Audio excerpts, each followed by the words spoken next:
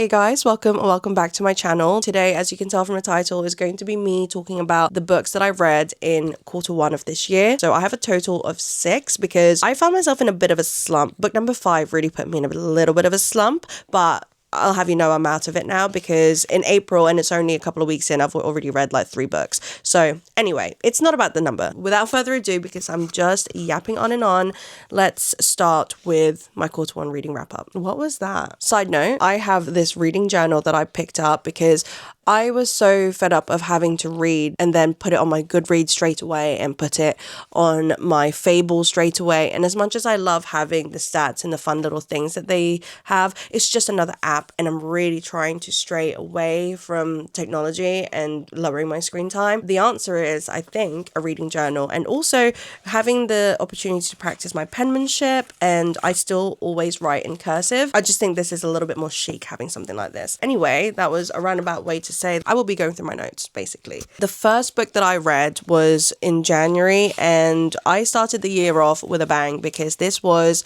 a very, very easy 5-star read for me. I read Bear Town by Frederick Backman. So this is the first book of the series where we follow this small town, and it is a hockey town. They really rely heavily on their local hockey town. It's small town drama, but it was actually devastating. This was such a great book in both the way it was written / the story and how it was told, but also just the story in itself. It had dark themes, which I didn't expect because I saw so many people talk about this book, but nobody had mentioned the dark themes that I'm referring to. So I would actually say maybe look up the trigger warnings, because this is something that could be quite triggering in the way it was depicted. As difficult as that part was, it felt real, raw, and just uncomfortable as it should. In terms of the characters, I found it quite difficult at first to try and maintain the index of characters and what their purposes, who they are, who they're friends with, what storyline they are a part of. But the way that it neatly intertwined into the end, it was beautiful, honestly. You also had so much context so that when you were feeling certain things for people, you felt not just sad for them, but you truly felt deep sadness for them, like deep empathy for them. You would see them from their own perspective, and then you would see them from someone else's perspective. Again, I love when books give you a chance to feel empathy because I think people need to practice that a little bit more. I just really enjoyed the way that it was able to produce such deep and real emotions from me. It was a real Olympics of sadness and empathy, in my opinion, and the way it was written was wonderful. So honestly, I highly recommend to anybody that wants to read this book, because I wish I picked it up sooner. Next, we have Game Changers by Rachel Reed. So a quick turnaround from a sad book. We have a spicy hockey romance, which I gave a 3 stars. So this is the first book in the whole Heated Rivalry series,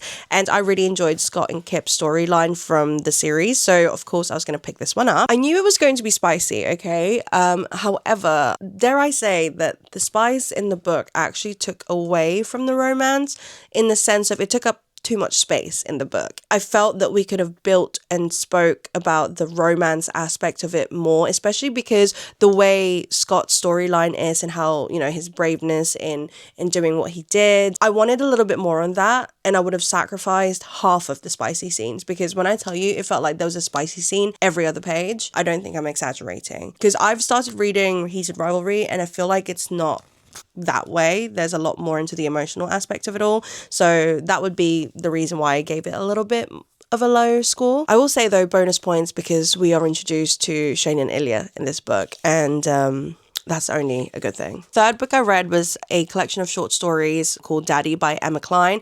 I gave this one another 3 stars. So this was a short story collection, and if you know me, you know that I am a short story girl. This was enjoyable, but it was really nothing to write home about. It was written for like the cool lit fic girlies, like you're reading this with a black coffee and a cigarette in hand. Problem with short story collections, however, is that not all stories are great. And in this book, I think I was bored for half of it, and then the other half I was really enjoying it, and you just never knew which one you would enjoy and which one you wouldn't until you got through the whole thing. So that's why I didn't DNF it. It was a collection of short stories which discussed the toxicity of human beings and how much we're all basically just greedy little shits who only care about themselves. And it was always alluded to rather than in your face. So I like when books do encourage you to think for yourself. Most of the stories genuinely had high potential. I think some of them just fell a little bit short, but anyway, I did genuinely enjoy it enough to not DNF it, and I will still pick up other books by Emma Cline. Book 4, we have The Intruder by Frida McFadden, which I gave a 3.5 stars. Now,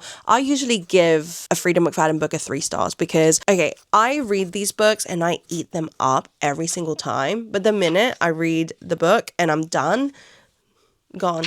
It has not been retained. Some books we read because we want to feel something, right? Some books we read because we want to learn something. Some books we read just because we want to be entertained. And that is exactly what Frida McFadden's books are to me, because although none of them have ever been over a 3.5 star to me, I have read 90% of her backlog. I gave this one a little bit more of a higher score because the plot line was actually kind of scary and also really sad. So there's kind of like a past and a present timeline, and the past timeline was just so sad, and then the present timeline actually made me feel a little bit like on edge. But I think just because I hate anything intruder related, like I can watch slasher films, but which I think they are intruders, but specifically, you know, like the strangers, the cabin, you know what I mean, where they just kind of like go to your house. I don't like that. So this was extra creepy for me because of it. The way that it ended, it almost just, her stories always seem to end like in a happy ending though. I don't know if I like that in a thriller, but anyway, if you want to be entertained,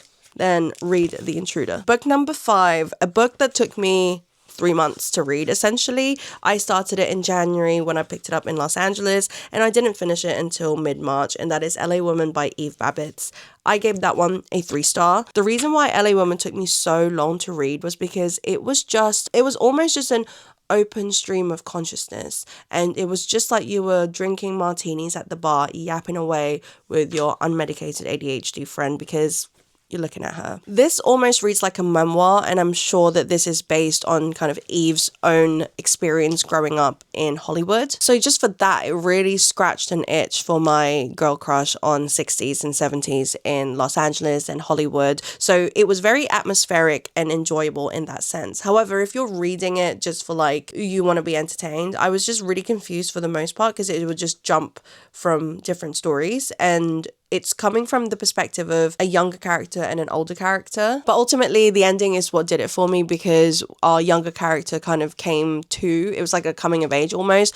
And she basically was like, what the hell? I would rather die than marry a man. And you know what? Actually, as a woman who is married to a man, completely valid. And then the final book I read was Pizza Girl by Jean Kyung Fraser, which I gave a 2.5 stars. I read half of this book maybe last year, and it's a short book. It was just, I'm so sorry, it just fell really short for me. It felt so dull for the most part, and I think the reason why I kept on for so long was because it did start picking up maybe in the last third of the book, but it did it so slowly, and then now I was like, oh okay, that was a really good ending. But actually, when I think back, I don't think it was that great of an ending. I don't think it was anything mind-blowing. I think it was just that it was something exciting-ish that happened in the book. Like, don't get me wrong, I get the books about the mundane and talking about like just everyday life, and then it's just a little bit weird because I loved Convenience Store Woman, and that's the kind of vibe that book had. It just felt like she wasn't even doing anything unhinged like female main character. She was just kind of doing dumb, irresponsible shit. Nothing about her was giving angsty, nothing about her was giving like unhinged feminine rage. She was just kind of being dumb and being weird, and I don't know if I'm coming across really mean about the book, and I don't mean to be, but yeah, I just didn't find it very entertaining. And yeah, I don't think I even told you what it's about. Basically, it is a young girl who falls pregnant. This isn't a spoiler, it's part of it. And she works at a pizza shop, and she just kind of starts forming a weird relationship / obsession with one of her customers. And yeah, I don't really have much else to say about it. So those were the books I read in quarter 1 of 2026. Let me know if you've read any of those books or if you disagree with any of those books. I'm really scared that someone who really enjoyed Pizza Girl is going to come for me, and I really don't mean to do that. But that's my opinion, okay? That's my opinion. Anyway, I hope you guys have a lovely rest of the day, and I will see you guys in my next video. Bye!